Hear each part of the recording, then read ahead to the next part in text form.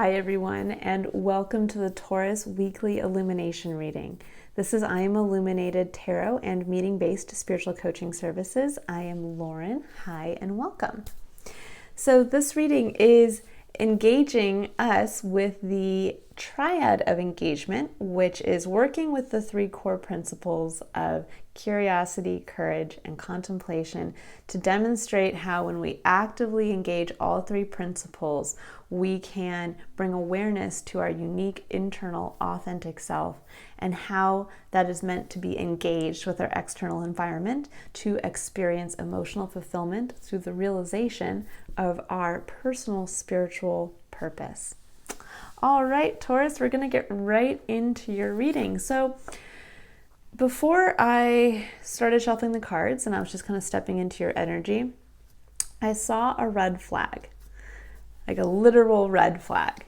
So, and as I was thinking about that, you know, when we think about red flags, they generally are something that, especially today, we kind of use it as a saying to signify something that we need to be made aware of that is negative.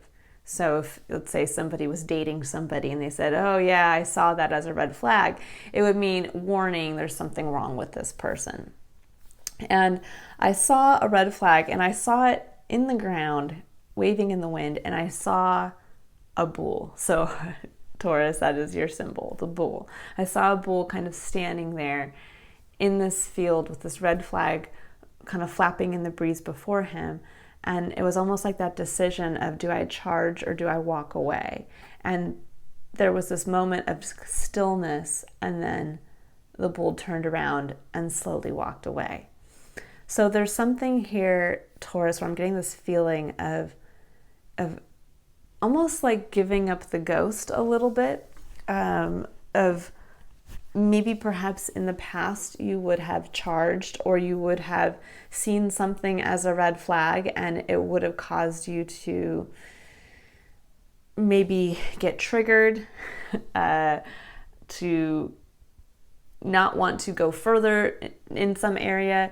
And instead now you've come to be able to see it for what it is, which is nothing more than just a red flag waving in the breeze. And it's something that you can easily walk away from. It's almost like you've outgrown that as a trigger point.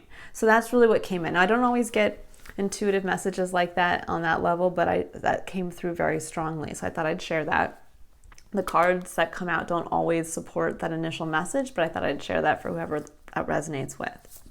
So Taurus, we are going to pull an advice card here to engage us with the core principle of curiosity. And we start with curiosity because we want to utilize curiosity to open ourselves up with awe and wonder and a childlike sense of lack of experience, childlike sense of, I haven't lived life that much. I don't know what is going to happen. I don't know about myself. I don't know about my external environment, and I'm excited to learn more. So that's what we want to keep in mind here as we're stepping into curiosity. What do we not know about ourselves or our external environment? And what does Spirit want us to become aware of within ourselves this week that we perhaps don't already know, especially as to how it relates to us further stepping into our spiritual purpose? Okay, so we're thinking about that childlike sense of wonder. What do we not know about ourselves? All right. Oh my gosh. This is so ironic. So even though I've shuffled the cards multiple times in between readings, this card, Dream Talk specifically, has come out, I believe, in 3 separate readings this week. So very interesting. There's a lot of subconscious going on here. So we have Dream Talk and Study, 2 blue cards. So what I was saying, I'm trying to think, I can't remember the other, I believe it was Aries, perhaps. But 2 of the original, not Aries, Gemini, I think, got this as well. But with the 2 blue cards, there's the color blue coming through very strongly. There's this element of kind of third eye and throat chakra, where I really feel this week there was a component to our experience of being able to channel messages through spirit and then be able to actually speak them out loud, almost speak them into existence. There's power in words right now, even though we are in a Mercury retrograde, which often can be related to us tripping over our words, which I have been doing quite a bit in these videos, but I do that, to be honest, I do that in my external life in general, so I can't really blame that on Mercury retrograde. But there's this quality here of speaking something into existence, of being able to channel, have that moment to process, and then have the clarity to be able to speak it out loud. And with dream talk and study, so let me read these cards to you. We have dream talk. It says, your subconscious constantly and subtly speaks through your dreams. It's just one of the many ways in which your soul and those here in the spirit world can reach out and communicate with you through signs, symbols, messages, and more. And then we have study. And it says, spirit has its own special way of letting you know that it's time to study again. From time to time, it's important to go back and learn, whether that's learning old things in a new way or learning something totally new. This is an opportunity to expand your mind. So what's coming through pretty strongly for me here with these two is that Spirit is asking you to open yourself up to something new. And they're trying to get your attention, Taurus. Now, even though this mentions dream talk, there's this, I don't always see this card as just, waiting to see what comes through in your dreams. There is an element here, though, with the dream talk that often in our waking day, we choose to ignore either what you can deem subconscious, but what I like to call intuitive hits.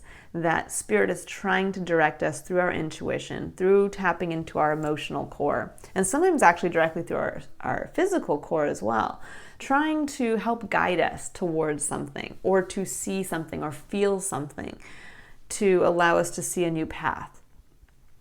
Or not a new path, but to see something new that will continue us down our soul's path, our soul's journey in the physical here. And we often ignore that because we'll either claim that we're too busy, that we're going through the motions of our day-to-day, and we don't have that time to actively listen to our subconscious, to our intuition. And so often what happens is then that has to come through at night when we're sleeping, when our body's at rest, when we're not distracted. And that's when Spirit will try to come in again. And I think for you guys, Taurus, just thinking about the red flag, there's an element here of perhaps where in the past maybe there's something that you're doing now that if somebody would have maybe poked you a little bit about it, asked you something about it, you might have gotten triggered. And now there's a quality here coming through that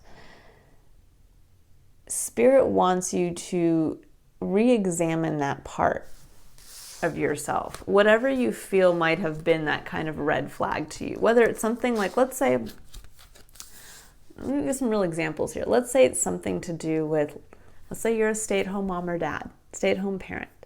And people might have asked you in the past, well, do you like being a stay-at-home parent? Don't you miss working out in the real world? And that might have been a trigger moment of you saying like, what are you trying to say? I don't do enough as it is. I'm a great parent.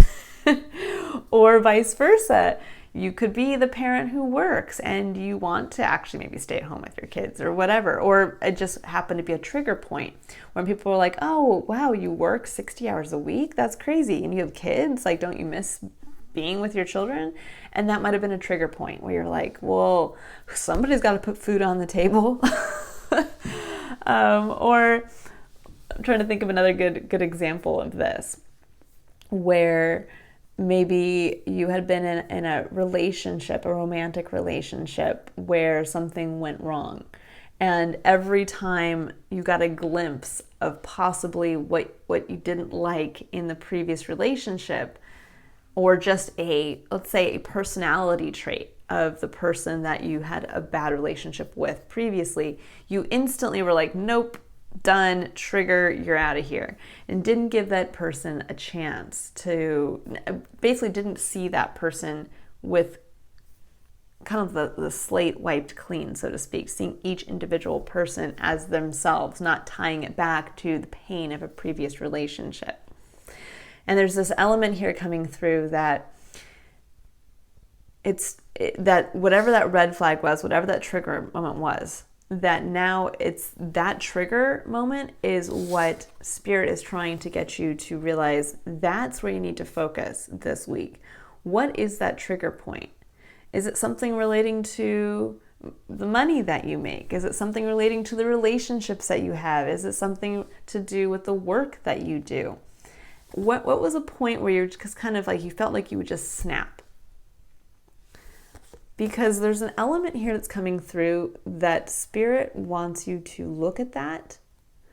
And there's something that needs, when I think of study, now, yeah, study could mean actually going back to school or taking a course. That's very being a big possibility, but there's also this quality here of study that when it says, whether that's learning old things in a new way or learning something totally new, this is an opportunity to expand your mind. That in releasing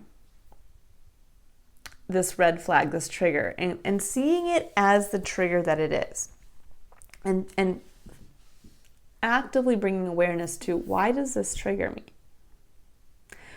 If I am the stay-at-home parent and every time somebody asks me, well, don't I miss my old job or don't I miss working? And I get triggered, well, why? Is it because I do miss working outside of the home and I just don't want to admit it? Is it because instead I love being at home with my children, but I feel like people are calling me dumb or less than because I watched my mom or dad have to go through that when I was a child, and I don't want to have to feel like that.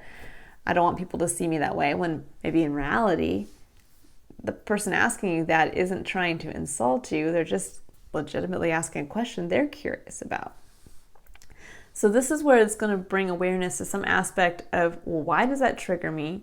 And it's going to open up some element, some aspect of yourself on an emotional level of an area in your life that Spirit is trying to wave the red flag and say, this needs attention. Because whatever that place is, there's something around it that if you lean into it, you're going to discover an area where you're going to kind of have to open yourself up to it. So let's say you are the parent who is maybe at work all the time. And when people ask you, well, when do you ever see your kids? And you get instantly triggered. Well, maybe, and you stop and you think about it and you realize, wow, it really does bother me that I'm not home. And the whole reason why I started working this many hours was because I wanted to provide for my children. But for me, providing for my children doesn't necessarily equate to me being out of the home. I feel like I want to provide for my children hands-on, being there. And this is where you realize, wow, me being physically with my children and being present with them gives me more meaning in what I do than if I am just working to provide money and I'm out of the picture physically. And that's where Spirit wants to step in and say, okay, there's something related to that there's a new opportunity coming in. Now there's a new opportunity, and it's trying to bring your attention to this so that you can come to this new opportunity with fresh eyes. Perhaps it was an opportunity in the past you would have, because of how triggered you would have ignored it or not been able to see it. So bringing this back to our current example, as soon as you kind of take the blinders off of, actually, instead of me getting triggered and becoming defensive and shutting down and just telling that person to shut up and say, well, duh, who else is going to make the money? I'm actually going to stop and think and say, I really do want to be at home. That's why it bothers me. That's why I snap when somebody asks me that question, and I need to start thinking about how to kind of work smarter, not harder, how I can find a way to be physically in my children's lives more, but still be supportive. Maybe still bring in money. And that's going to be where now perhaps a recruiter steps in and asks you about a job or a position in a different field where before you would never have even thought about it, wouldn't have considered it. And now you're like, well, wait a second. If I give up a little bit of pay, but I suddenly have 20 extra hours of free time in my week, well, maybe that actually means more to me now. Or another company in the same field offers you a lateral position move, but again, doesn't require you to work as many hours. And maybe before you would never have considered that again. Why would I move from one place to another? It's a lateral movement. It doesn't make any sense, and yet now, again, it makes more sense. And that's because whatever this new opportunity is, whether it's a new job, a new person, a new maybe hobby, or just some avenue of something, whatever realization that you make around that red flag moment is going to be where you need to step in with fresh eyes to something that perhaps has already been there for you, and get ready to kind of step into the student, the place of the student of, oh, I guess I thought I knew everything about this, but I don't. And Spirit's asking me to come in with the temperament of a child, of somebody who's ready to learn more about not only myself, but this, and actually you're going to learn through this experience more about yourself. So this is where to bring awareness to yourself this week. What is that kind of red flag trigger moment for you? What's at the root of why you get triggered around it? And then where can you start to open yourself up to possibilities in your life that are coming through, opportunities, and start to see them as just that, opportunities, instead of something that perhaps you would have taken offense at previously, or you would have turned away from, or where you would never have even considered because it was part of what triggered you. So this is going to be kind of a a cool week, I think. It's going to be eye-opening. There is nothing better than realizing that what triggers us the most is actually that point of freedom for ourselves. All right, so now I'm going to pull a card to engage us with the principle of courage. And this is where we get to have the courage to take conscious action and make conscious decisions. It's where we get to engage our free will through the actions we take with our external environment, which is our seat of destiny. Because our external environment is what we can't control. That's where change comes in and the divine design comes in. But change and divine design and destiny can all happen in the external environment. But if we don't choose to engage with it, well, then we don't really further ourselves down our path to realizing our ultimate spiritual purpose and potential. So when we step into courage, this is when we really get a chance to consciously become aware of ourselves and how and where we're meant to engage with the world and why. All right, let's see what came out for you guys. So we have walking away and patience. Ooh, yeah, there's a big change coming through Taurus. So we have patience, which is number 16, breaking down to the number 7, which is what I always see as a pause, a divine pause for us to reflect on something with spirit. And this, which is interesting because it's patience. And then we have walking away. Number 27, breaking down to number 9, which is the culmination of a cycle. It's where we get to learn. We get to take all the lessons we learned in the cycle that's ending and now apply them as we move forward into the next cycle. So very strong message coming through, Taurus, of endings, but also being patient with what's coming forward. So this card reminds me a lot of the Eight of Cups card in the tarot, where there's this knowledge suddenly of realizing what no longer fulfills you emotionally, and you end up walking away from 8 full cups, and you move out and are brave enough to go out into the world with 1 cup, with the knowledge that there is still another cup in addition to that, which is your ultimate kind of heart's fulfillment, your ultimate emotional fulfillment. So you're ready to go out on that journey in search of the final cup. And I always like to think about this as the 8 of Cups is you leave 8 cups standing. You actually have 1 cup, which is your cup between you and spirit. And you go in search of the last cup, realizing that it's the cup that's already in your hands. It's a cup with spirit. Because the 9 of Cups in the tarot, so you go from the 8 of Cups of walking away from what used to bring you emotional fulfillment, realizing it no longer does, moving out with a sense of kind of adventurous, I need to walk away to find more. And the 9 of Cups is where you get to make the wish, where you get to wish for your ultimate heart's desire. And the 10 of Cups is that realization. And I like to think of that realization as us realizing our direct connection to spirit. And so there's this quality here of realizing that, getting ready to go out and leave the gate, leave the garden that you've been in for so long and start the next adventure, start the next journey. But it's going to require some patience. It doesn't, when we think about there's a season for everything, and I always think about that with this because it shows kind of a winter scene here.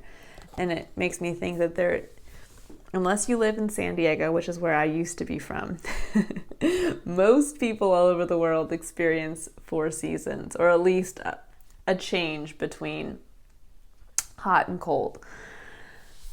And we realize that there is importance in the change of seasons, that there is a reason why things go dormant for a period, and then the spring comes and things come back into bloom, and then they mature, and then we can harvest. That there's this whole cycle to things. And I have this feeling that you're starting the cycles anew. So there is this quality of laying seeds, and they may be dormant for a while. You may have to study for a bit before this thing is going to just click. But ultimately, with these 2 cards, it's about having the courage to make that change. If you realize that you want to be in the home more and you don't want to work 60 hours a week, well, now it's about being open to other positions that will get you closer to the goal of being at home more time with your children, more time with your family. And on paper, your job may look great to others. Some people may say, oh my gosh, you'd be a fool to leave that job. You've worked so long and hard, and I would die to have a job like that. It pays so much, you have a prestige, and yet for you realize, yes, it may hold meaning for others, but it no longer holds meaning for me. And that's really what the 8 of Cups in the tarot is all about. Understanding that the beautiful garden you're in, that may look beautiful to other people, no longer holds that same emotional fulfillment it once did. And that's why you're going to have the courage to be brave enough to go beyond that. And this is saying, stay with it, stay at it, continue, because what you're planting now is laying dormant for a reason. It's meant for you to kind of, I almost feel what just came through in this very moment was, it's meant for you to get into a routine. Now, Taurus, you are a sign, you're a fixed sign that really likes routine. And I am a Taurus sun as well as a Taurus. I have Mars placement in Taurus. So I really understand wanting to have that routine and the kind of the slow and steady and keep at it. So there is this quality here of keep at it. Keep at what you're doing, but be open to what you don't see about this opportunity yet or about this change. Come at it with fresh eyes. Maybe perhaps in the past you had tried to leave a job and go to another job and it didn't work out and you became jaded because of that. And you're like, ugh, I would never go into the industry again, or I would never work for that place again. And yet now Spirit's asking you to say, no, come at this with the eyes of a beginner, with the eyes of a child. Be ready to do a little more homework. Be ready to become the pupil again. But be brave enough to take courage this week to start taking those actions towards the new chapter. This can be even if you're thinking about in a romantic situation. This could be where you start to take steps towards a new partnership and away from the old, and you start to release the old. And you start to look at your partner with fresh eyes. Instead of applying red flags from the previous person you were with to them, you wipe the slate clean and say, they may have those red flags. They may have similar personality traits, but the person overall in total is completely different. And our dynamic is completely different. And maybe in moving towards this person and leaning into this relationship and coming at it from the eyes of a beginner, from the eye with fresh eyes, that this relationship might open up new avenues for yourself. This person might support you in some goal of yours that you never thought you'd be supported in. This person might lead you as, actually, I can give myself as a great example of this.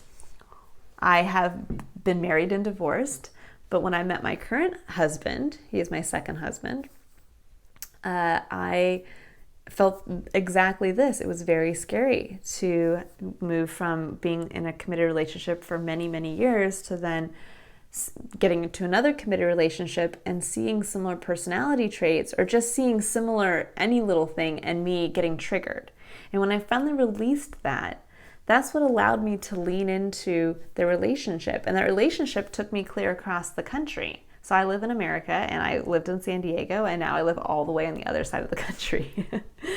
And this has opened up a whole new world for myself. But I had to go into that relationship with the eyes of a beginner, not with the jaded eyes of, well, in my last relationship, this happened, and then getting triggered and shutting down. It's instead now opening myself up to, this is a new relationship.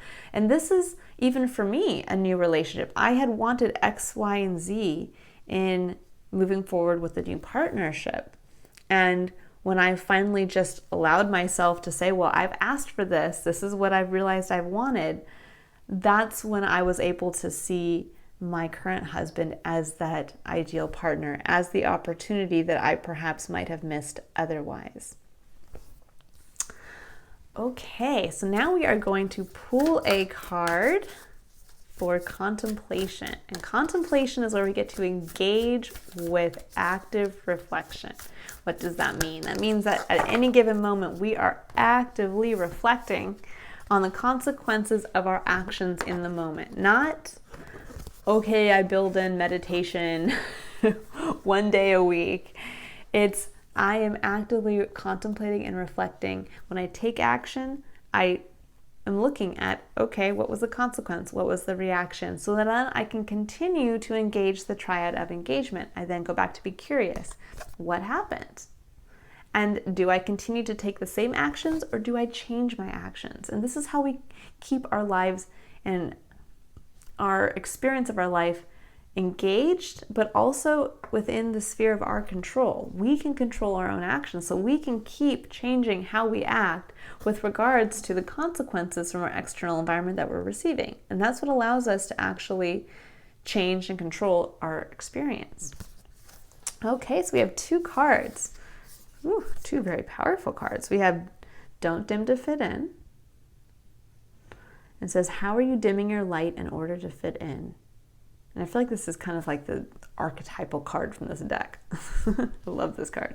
And then you have Akasha. Your guidance is divinely guided. So I love this. It says, how are you dimming your light in order to fit in? And your guidance is divinely guided.